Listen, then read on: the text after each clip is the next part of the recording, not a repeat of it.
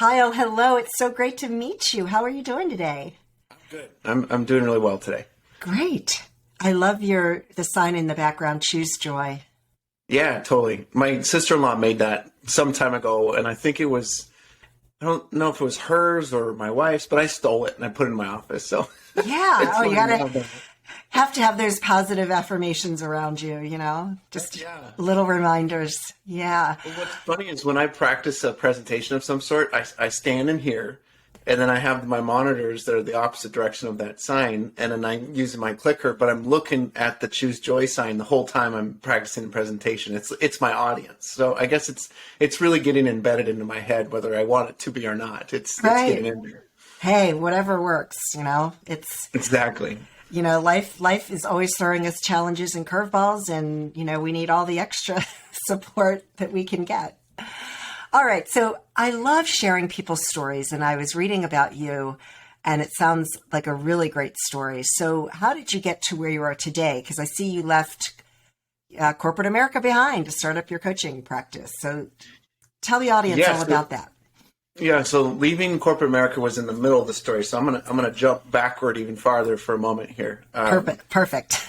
There's a bunch of stories I could share here, so I'm gonna chunk it out for you. But the first one is when I was in college. I went to Cal Poly, which is a school in California. It's a business and engineering school, architecture school, and I was studying exercise science to become a physical therapist. In my senior year, I was in this place where I knew I did not want to go. I did not want to go into physical therapy school, but I was also very lost, very confused about what to do with myself. And then my buddies and I had gone on a hike in this peak called Bishop's Peak, and there's a lot of poison oak in California, and I'm very allergic to it. And so we decided to go on a shortcut, and on the shortcut there was poison oak, and I got it all over me. And a few days later, I was on the phone with my parents, covered in itching like crazy from ankle to wrist to neck in poison oak. It was terrible. The worst is when it's between your fingers, and between your toes. Oh, yeah. Those little it's terrible. So talking to my parents, and at the time, I was 40 pounds overweight to what I am now. So I was not in good shape. I was covered in poison oak, and I was about 20 units behind in school. And it was a quarter system, so that was a big deal. So I'm telling my parents, well, I think I'm going to go do personal training and blah, blah, blah. But I really was actually lost. I didn't know what to do. And I'd been to India in the spring. And I'd met a guy named John on the trip that was part of the church that we went on the trip with. And when we got back, we talked some more and hung out a couple times. And he called me up and said, hey, Kyle, would you be interested in interviewing for this job? So I said yes, and I said yes because I didn't have any other prospects. And I was like, I'll take anything at this point. And the job was for a men's mentoring program where these guys that are off track in life are 18 to 25 and they're trying to get traction. And I was off track in life and trying to get my own traction. So I didn't know how qualified I was. But I remember driving onto the property, and it was out in the country on 40 acres. And when you drive in, there's this bridge with just over this creek, and you turn kind of a slight left onto the rest of the property, and there's this nice grassy area with this nice old farmhouse, a square farmhouse with a wraparound porch. So just really idyllic. And then both parts of the property were bracketed by dog areas because they had a pet resort there. And I'm going, what the heck am I stepping into here? So I park right by the grass. There's this flagpole in front of me. It's American flagpole, and I walk up to the front steps, knock on the door, and Jack, the president, and Christian, the director at the time of the program, answered and welcomed me in, and I sat down on the couch, and they interviewed me. And at the end of the interview, they said, do you want the job? And that's not ever been my experience in interviews before. They just ask you, do you want the job? There's usually a couple more steps. I mean, this was the first interview. Never met him before, never been there, and I said yes. So my adventure started, and that was a 9-year adventure.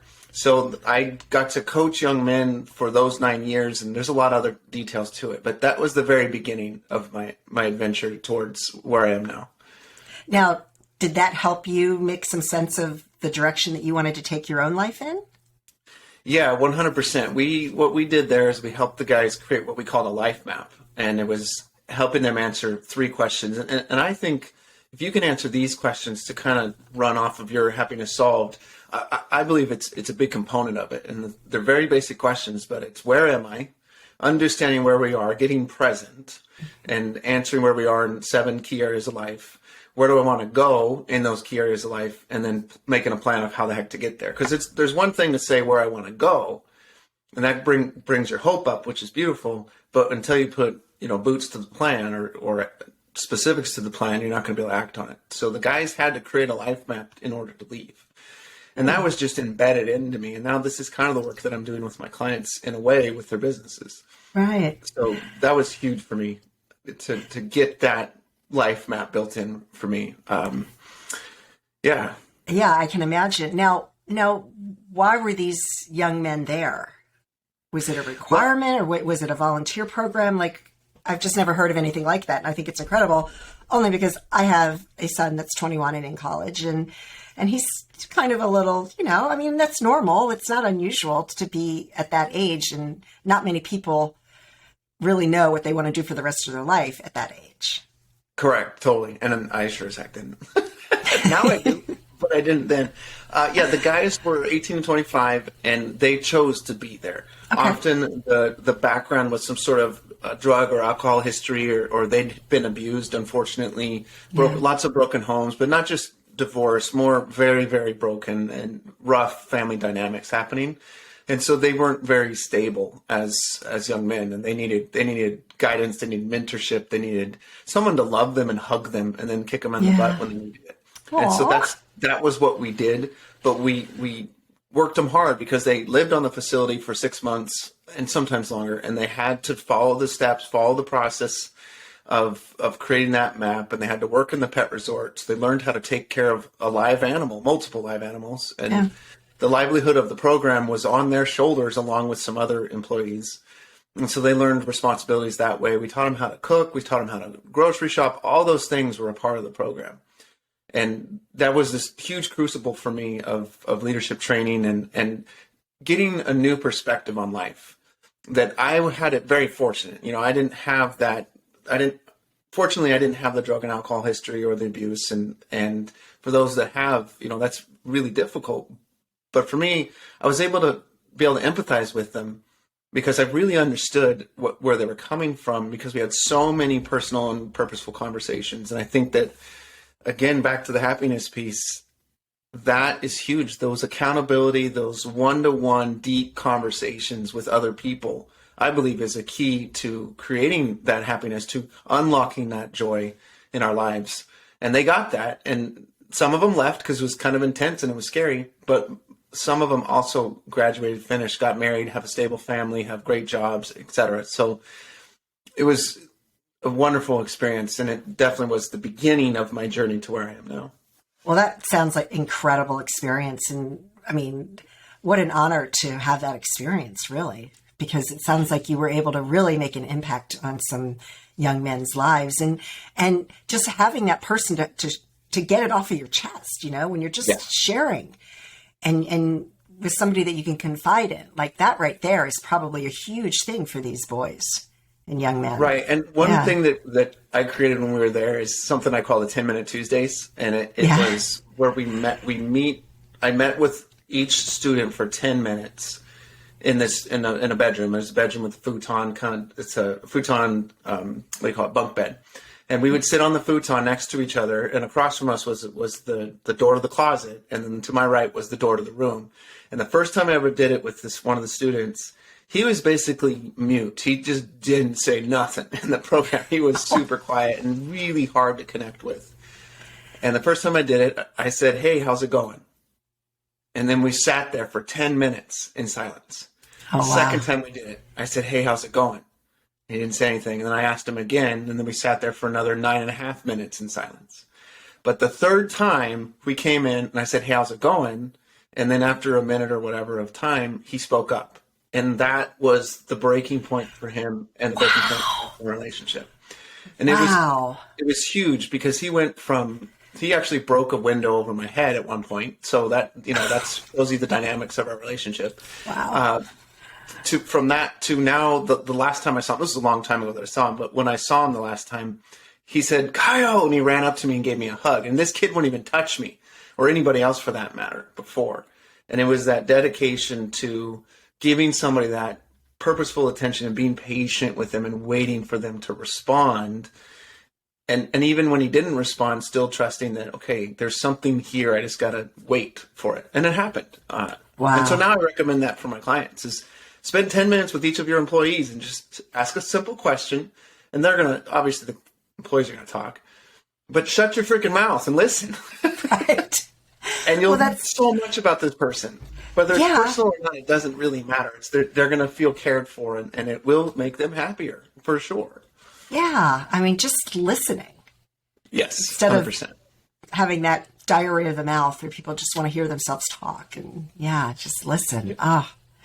All right. So you did the 9 years there, which sounded incredible and life altering. So what was next for you? Okay, next was interesting to say the least. So we moved from California to Washington State because my wife's family's up here, and I decided that, okay, we can do this, but I want to have the type of impact up here like I did in the program, right? I had that wonderful opportunity with all those people, but it wasn't happening that way. So we moved in with my in-laws for, I think it was about 4 months, and then bought a house and moved forward. But I applied to 50 jobs over the course of 4 months and got 3 interviews. Wow. And eventually I landed a job in a senior living place that had multiple locations across the Pacific Northwest, and worked there for about 6 months. And that was my deepest dive into the corporate world. And then I had another job, HR job after that as well. But that was my deepest dive into it. And it was miserable. I am not wired to work in the corporate world. Other people are, and that's beautiful, wonderful, but I am not. And so after working there for a while, I gave notice and left, but I didn't step into a new job. So I applied to 40 jobs before getting 2 interviews, and the 2 interviews were at the same place. And eventually I got an HR job that catalyzed me into the DISC assessment world, which then helped me to get my business started, and now we're here. But I just knew it was not for me. And the chief, she was the operating officer. She came in and they were going to do an audit of the facility. And I remember going into one of the resident rooms, and we were flipping it because the resident, I think the resident had passed away. So we were flipping it, and the room was basically immaculate, except for there was like a ding on one place and there was like a paint mark somewhere else. So it wasn't perfect, but it was really nice. Nobody would notice. And so she rips into us about that for 5 minutes. And then as I'm stepping out and she's stepping out, she's talking to the CEO in the hallway and says, "These people are so stupid. How can they not figure this out?" And I'm going, this is not the abuse that I need to deal with for the rest of, the next couple years of my life. I am moving on. And that was it for me. That was like kind of the last straw. It was one of many straws. At one point, they locked us into the facility and said we couldn't leave until we got all the contracts figured out. We were there till like midnight. Oh my gosh. It was awful. And I'm not going to say the name of the business because I don't think that's very nice, but it was awful. But that's beyond, yeah. And to call anybody stupid is just inexcusable. Yeah, it's inexcusable. Yeah. Oh, I'm sorry you had to go through that. So you have developed what you call your SAGE mindset. So talk about what that framework is. Yeah. It sounds really interesting because you have a book, you have an app, programs.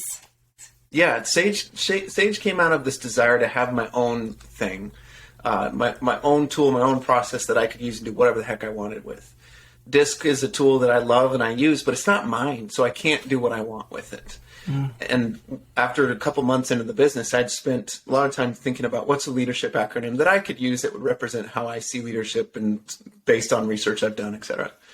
And I came up with stuff like accountability was in there. There was support. There was encouragement. There was a lot of things like that in there. But when I tied them together, it came out to be a very dumb looking acronym. It didn't make any sense and it wasn't memorable. Excuse me.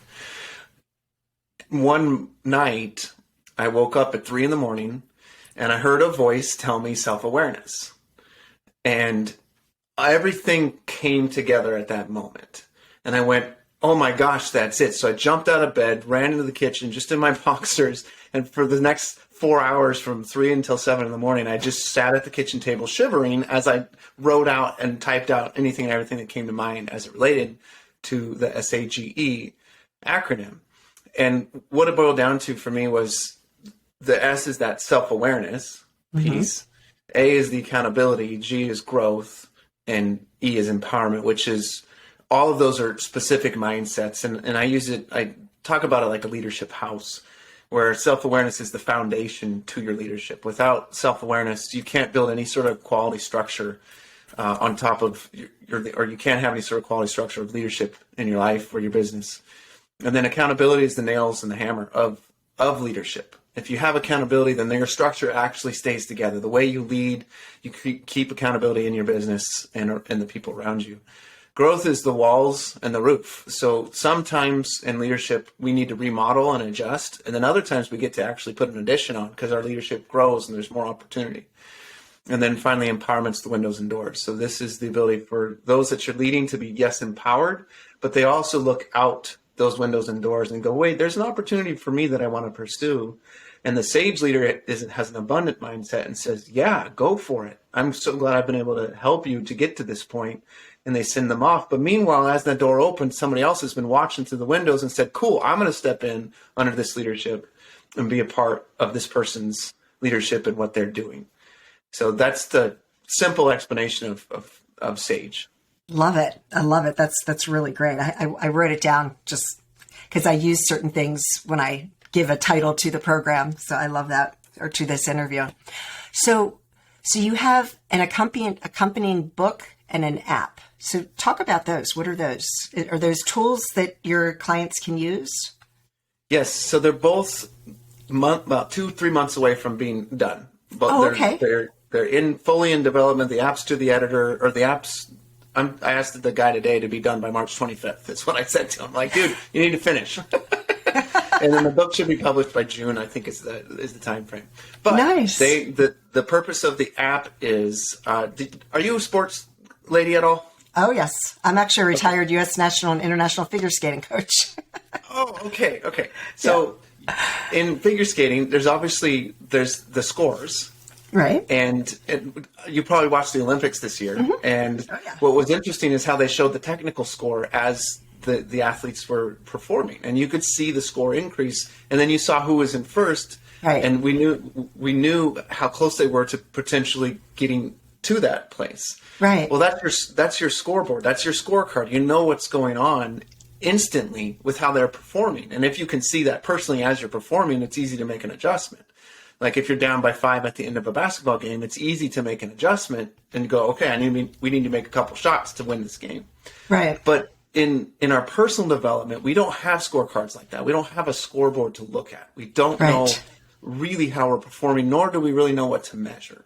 And so this app takes the 4 areas of SAGE and it asks you to come up with a habit or a mindset in each of those areas. So you pick a self-awareness, mindset or habit, you pick one on accountability, etc. And then every day you record a short entry, or as long as you want, a journal entry on what's happening in that particular habit. And you focus on each of those habits for 60 days.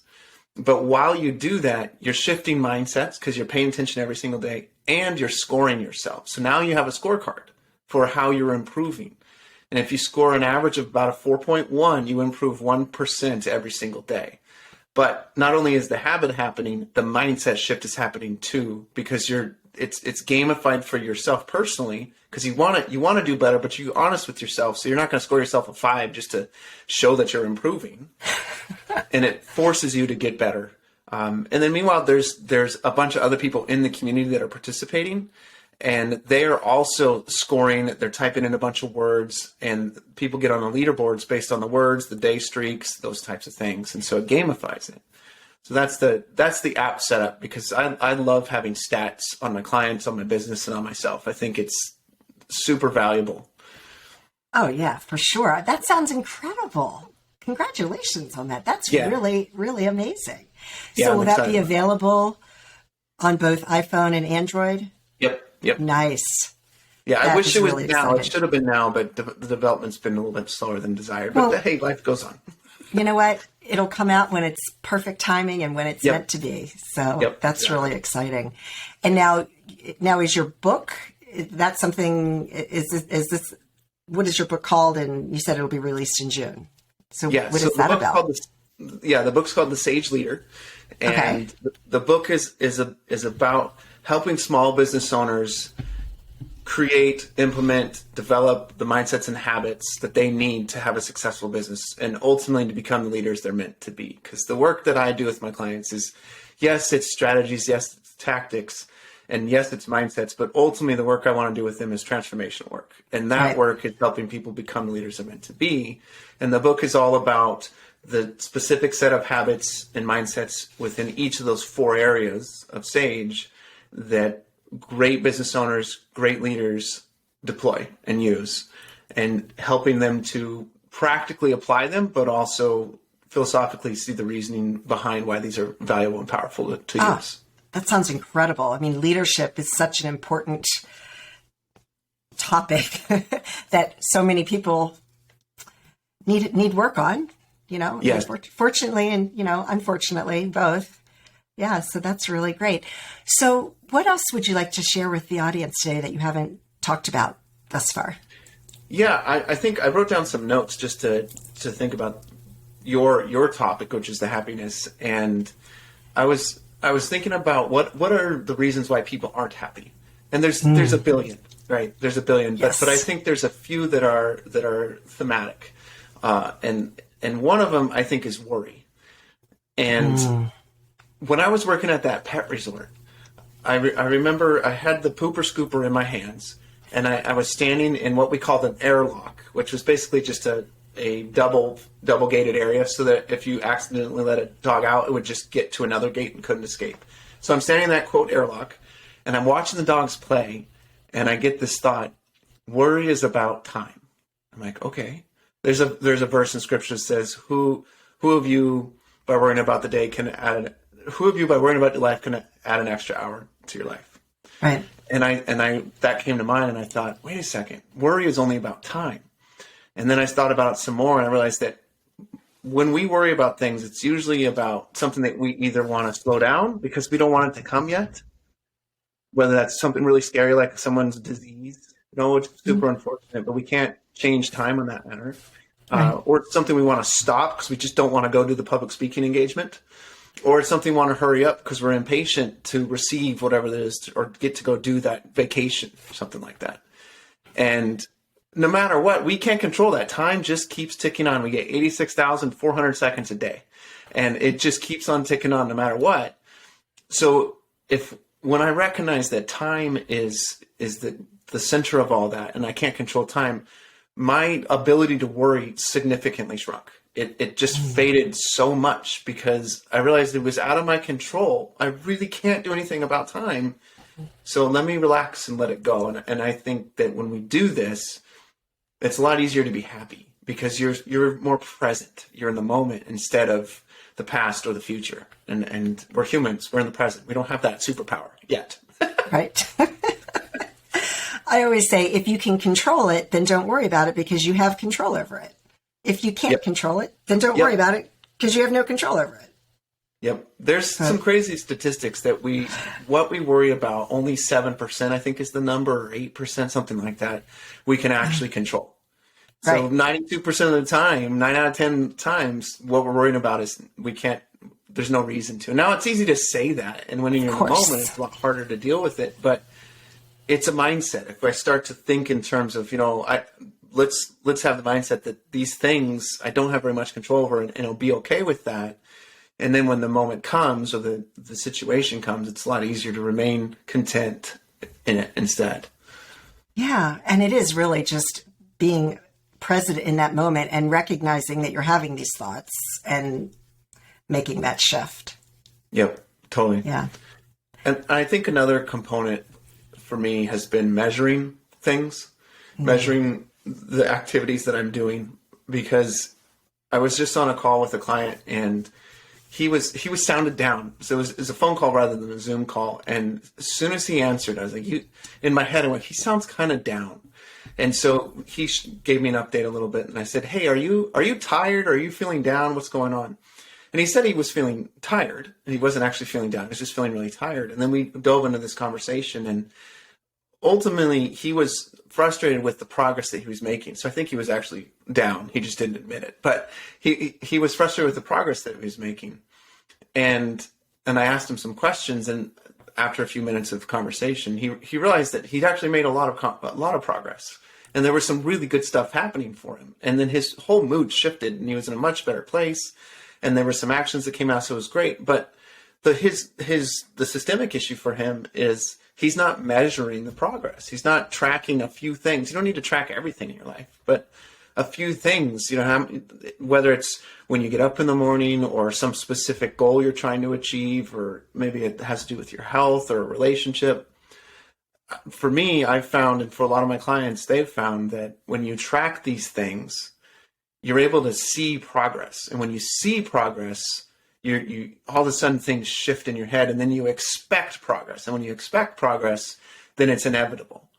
And when you're progressing, you're happy. Yeah. And so let's measure it, let's progress, and then we can be happy. And it's not fleeting either, because it's something that's simple progress, simple things that creates this progress, that creates that success and that happiness as a result of seeing the growth. Yeah, I love that. And really just celebrating the wins that we have every day. And instead of focusing on, oh, I didn't get this done, I didn't get that done. Well, what did I get done? What did I accomplish today? Yeah. Yep.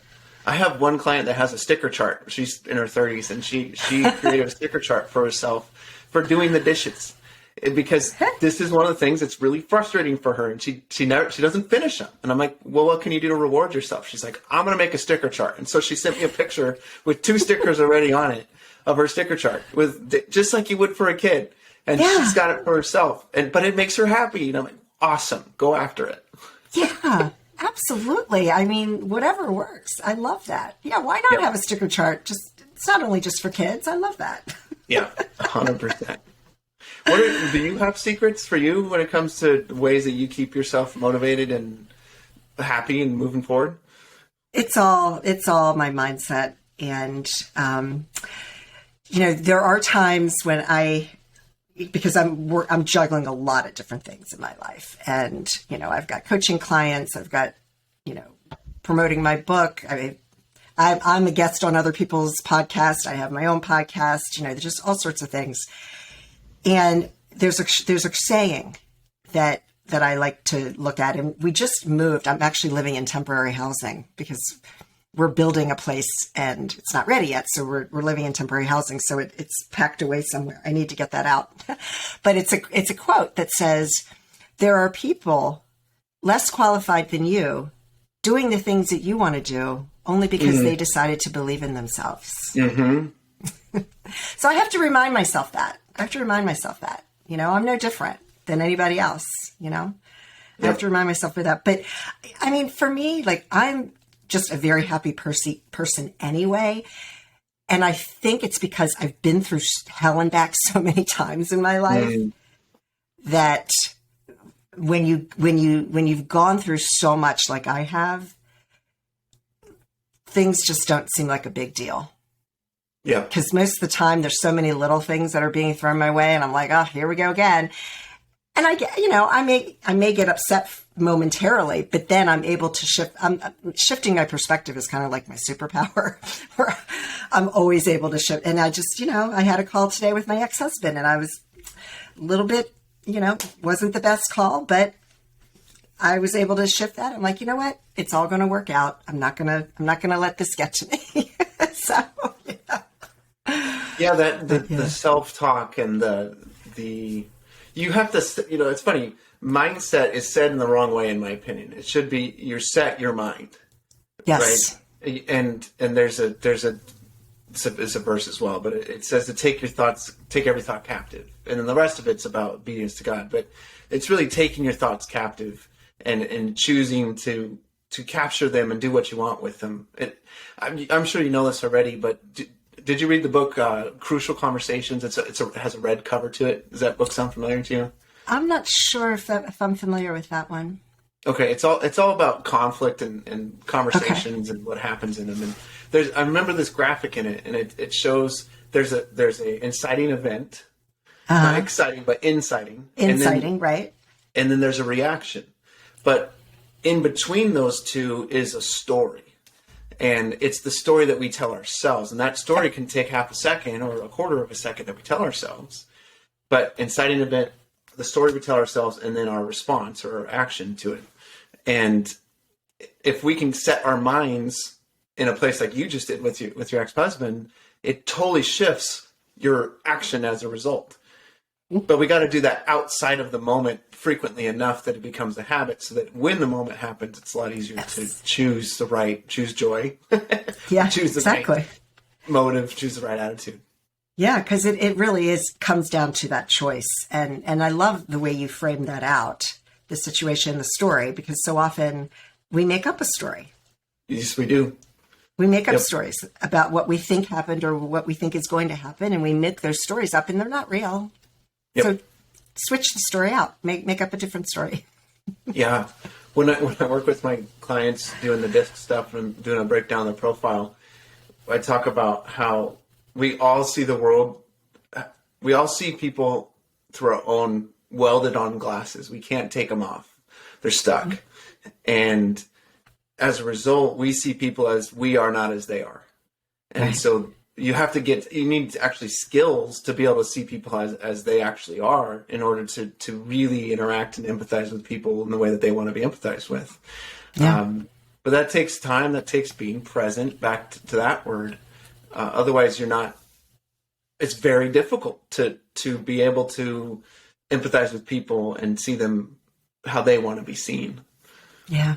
Well, I think empathy is one of those soft skills that not everybody has, unfortunately.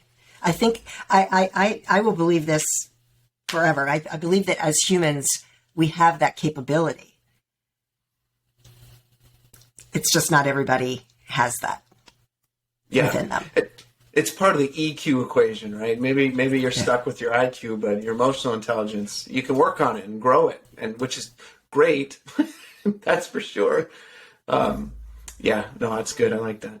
I guess Yeah. the last thing I would mention is the accountability piece. I was thinking about, how do you remain happy? How do you create happiness in your life and in your relationships and everything? And I talk a lot about accountability. I'm doing a men's retreat this weekend, Oh, and nice. I'm going to talk on accountability there.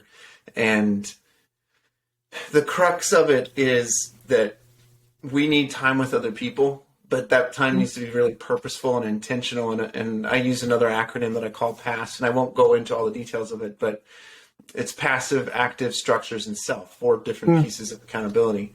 Nice. And the active part is telling people your story, whether it's about your life or a specific goal that you have or something that you're excited about. But you tell them, it's kind of like telling people that your why. Why do I run my business? When I talk about my business to people, when we really get into it, I tell them my why, that it's not about making money and making my family, be able to live well. That's a reason, but it's not my why. Right. And when I get to the why, people buy in. They're like, oh, I get what you're doing. Now I'm excited. And then they care and want to talk to you about it. So when we could figure out the why piece and then create purposeful, scheduled time to talk to people about the things that we're trying to achieve, this creates happiness. This creates progress. This creates goals achieved. And you got to be really purposeful, and it's hard to do it because accountability is the heart of what people struggle with when I work with them. And it's not because they're doing something awful or unethical or anything. It's just sometimes you don't check all the things off the list. Right. But when you create that purposeful time with other people, it's huge. I love that. Well, now I want to hear your why. What is your why? Why do you do what you do? Yeah, my why is to help business owners reset their mindsets and habits so they can become the leader they're meant to be. Love it. Yeah, Love it. And you said that before earlier on, but I'm glad you repeated it because that's really awesome. Yeah, so it's embedded, right? Your why is embedded too. I mean, you've probably said it a few times to me, and you may know it or you may not, but it's embedded for sure. Yeah, of course it is. Yeah. Which is awesome. Love it. Kyle, thank you so much for joining me today. This has been such a great conversation, and I wish you continued success. And you're going to have to email me when your app is ready because I want to check it out. Yeah, for sure. Thank you, Sandee. I appreciate it. All right. Thank you.